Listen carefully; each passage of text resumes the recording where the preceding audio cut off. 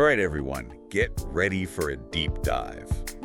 Today we're going all in on Novak Djokovic. Novak Djokovic, yeah. Trying to figure out what makes this guy tick. It's interesting, isn't it? I mean, you look at his career, and it's not just about tennis, you know?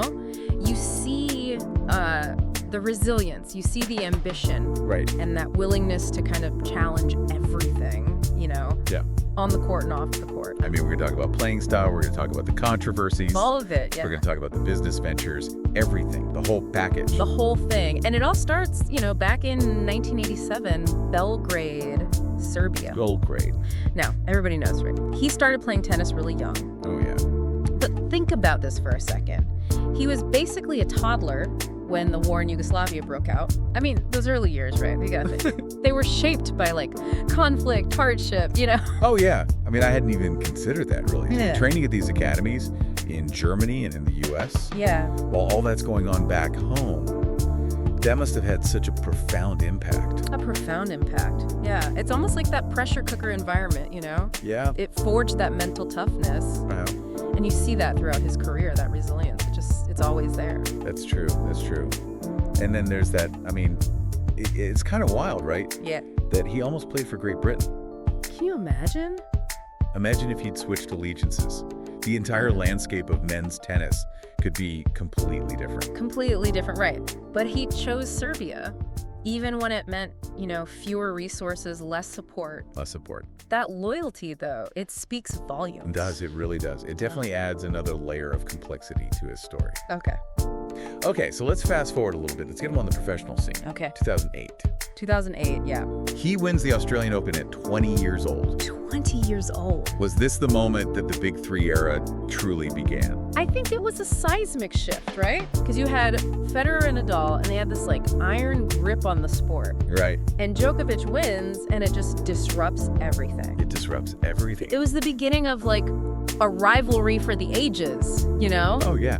And some people say that Djokovic's playing style was actually the key to breaking that Federer-Nadal dominance. Mhm. What do you think about that? Well, you know, Djokovic, he brought something different to the court. He was incredibly flexible, elastic even, you know, capable of hitting winners from seemingly impossible positions. Impossible. I mean, his ability to slide on hard court, that two-handed backhand, Yeah. it was like he was defying physics out there. Almost defying physics, and that return of serves, Oh, yeah. legendary. He could neutralize the biggest serves, and it was just like, boom, defense into offense. Instantly. Instantly. And he forced Federer and Nadal to adapt, to push themselves harder, you know?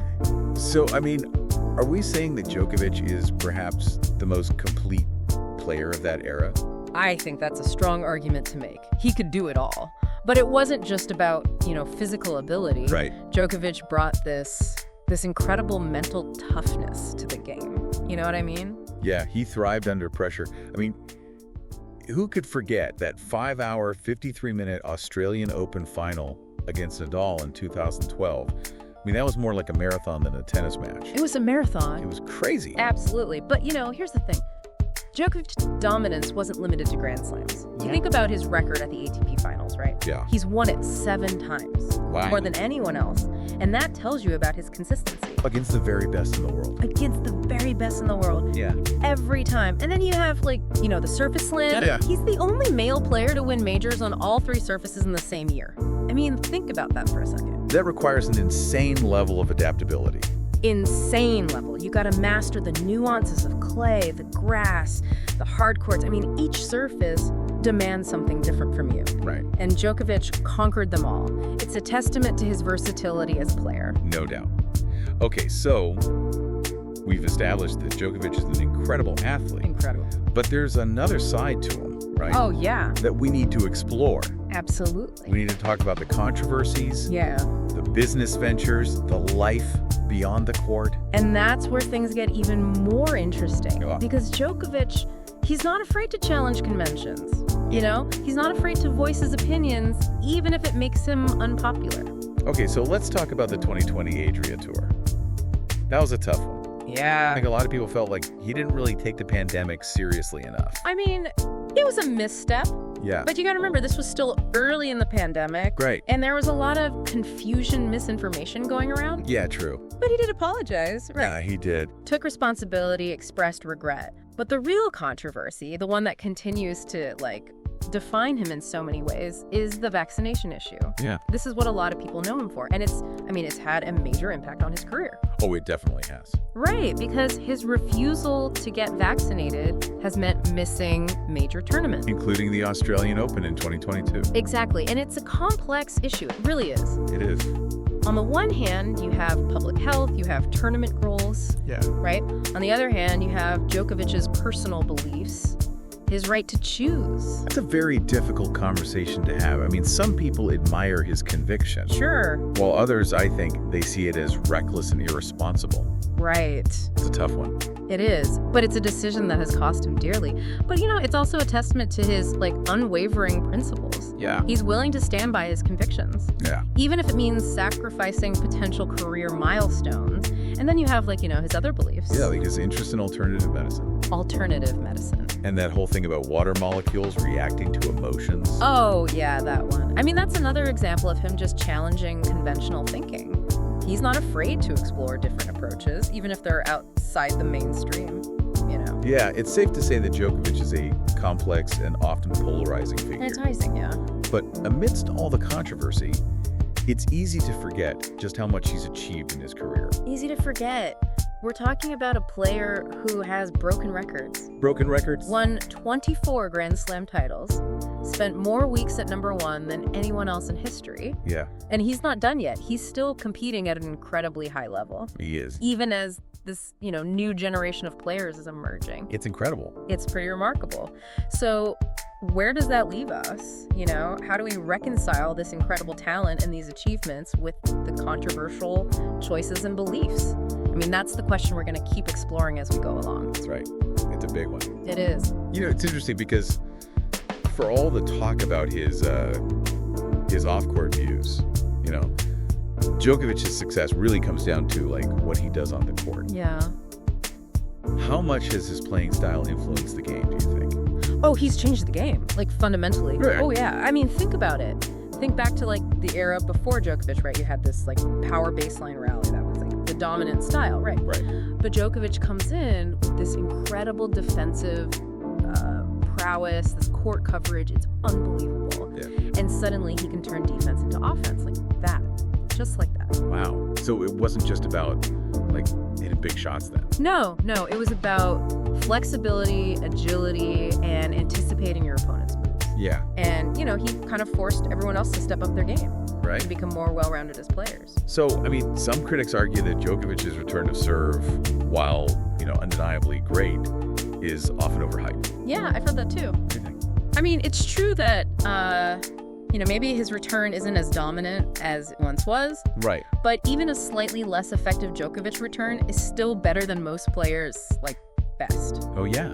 He still puts so much pressure on his opponent's service games. So we're not ready to write off his return just yet? Oh, definitely not. Okay. It's still a major weapon, even if it's not the game changer that it used to be. Yeah. But let's not forget about the, the mental aspect. I think that's where Djokovic truly separates himself from, the rest. Yeah, it seems like he really thrives in those high-pressure moments. He does. You think about those epic 5-set battles against Nadal. Oh, my God. Those comebacks from seemingly impossible deficits. Right. It's like he just feeds off the pressure. It's unbelievable. He does. I mean, it's his mental fortitude, that allows him to, dig deep to find another year when most players would just, crumble, And I think part of that, maybe comes from his, his upbringing. You're talking about those early years in Serbia, when it was war-torn Serbia. Yeah. I mean, growing up amidst conflict, hardship from a young age, it builds resilience, a toughness that you can't teach. So those early experiences, as difficult as they must have been, may have actually contributed to his success later on. I think that's a real possibility. Yeah. Adversity can forge character. That's true. And Djokovic, he has character in spades. Oh, yeah. But beyond the mental game, you got to acknowledge the, the physical gifts. He's incredibly fit, even as he gets older. Is there something unique about his training regimen? Well, Djokovic is very meticulous about his fitness. Really? Oh, yeah. I mean, Never. he follows a strict plant-based diet. Wow. He emphasizes, like, flexibility and agility training. Huh? And, he's known for his, like, attention to recovery and injury prevention. So it's not just talent. It's about putting in the work. Yeah. Like day in, day out. Day in, day out. Dedication, discipline, a willingness to constantly push your limits. And then you have, like, the business ventures. Oh, yeah. I mean, this guy's not just a tennis player. He's a brand. Yes. He's an entrepreneur. That's right. I mean, you got the Novak Cafe and restaurant chain. Yeah. The investment in that biotech firm. Quant bio. Right. Yeah. It's an eclectic mix. It is. I mean, it shows that he's got, like, a curious mind. Yeah. A desire to explore different avenues. I mean, his investment in Quant Biores is particularly interesting given his views on traditional medicine. Right. I mean, Like, how does that work? it's a little strange. Yeah. But it's there. So even though he's, skeptical of vaccines, he's still willing to invest in a company that's, like, searching for a COVID treatment. It's interesting. It's a paradox, Yeah, but it kind of highlights the complexities of his thinking, doesn't it? absolutely. I mean, he's not easily categorized. No, he's got his own thing going on. Yeah. And let's not forget about his philanthropic work. Oh, yeah. That's right. I mean, the Novak Djokovic Foundation has done some incredible work with underprivileged children in Serbia. Amazing work. He's using his platform to make a real difference. He is. It shows that he's not just focused on himself Right. and his career. He wants to give back, use his success to help others. So we've got this incredibly talented athlete, Yeah. a successful businessman, Right. a philanthropist, Yeah. and yet those controversies, they still loom large, don't they? They do. They do. How does that impact his overall legacy? Well, I think it's impossible to ignore them. Right. The Adria Tour, the vaccination stance. I mean, they've definitely alienated some fans Yeah. and, kind of tarnished his reputation in the eyes of others. Yeah, but isn't there a flip side to that, though, as well? Oh, sure. Because, I mean, haven't his uncompromising stances also earned him respect from those who, admire his conviction? Absolutely. I mean, there's a segment of his fan base that sees him as a hero. Yeah. A symbol of standing up for your beliefs, even when it's, really unpopular. It makes the whole Gigot debate even more complex, doesn't it? I mean, how do you weigh his on-court achievements against those off-court decisions?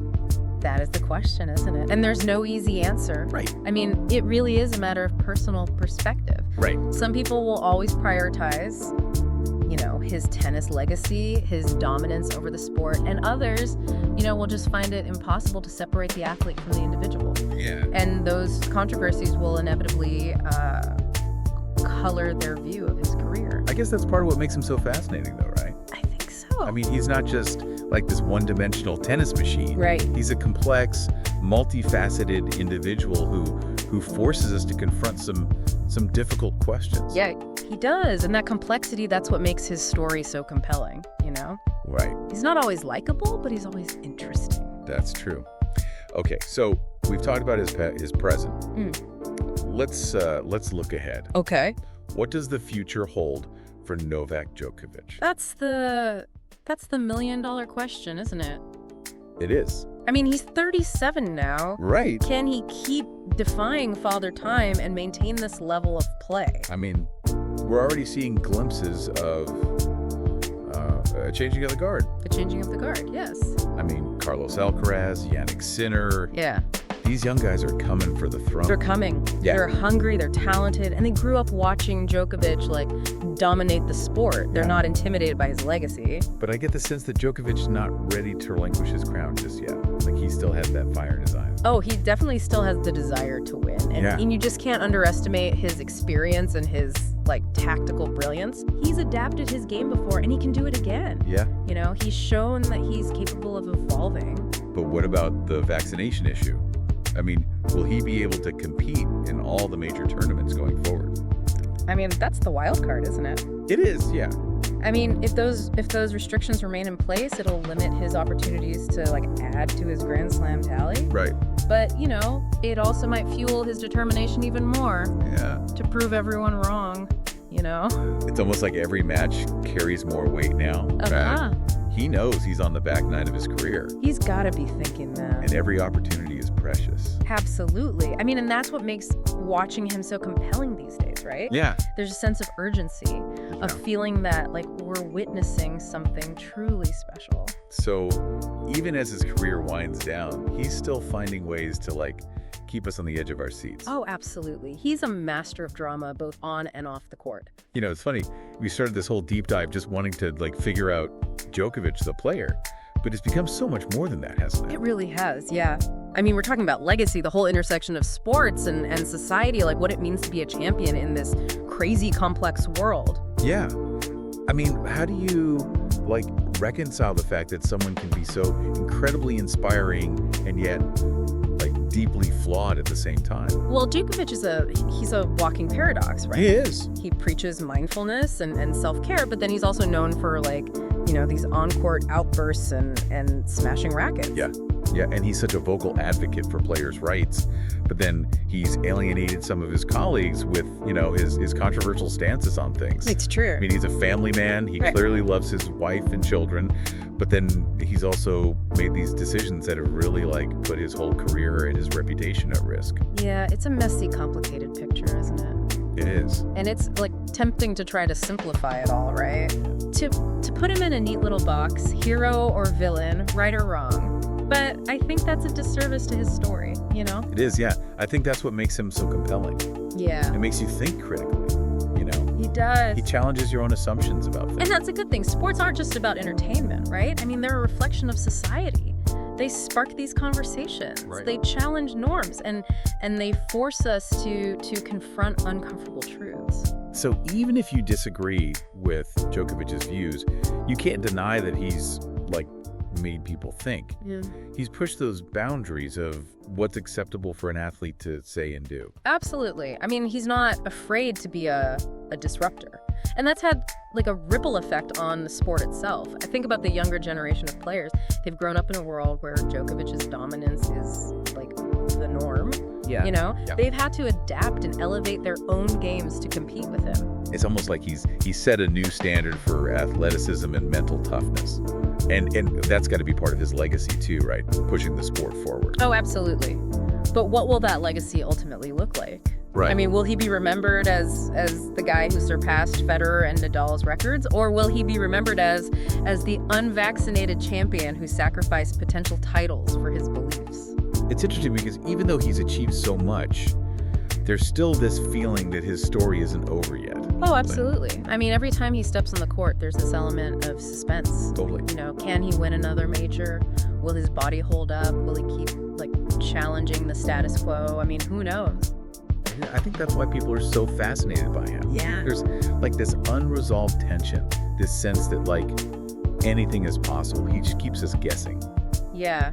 I mean, he's a constant source of conversation and debate and intrigue. Love him or hate him, you can't ignore him. And that's perhaps the most fitting legacy, right? Mm-hmm. For a player who's never been afraid to, like, stand out, to be different, to make his own mark on the world.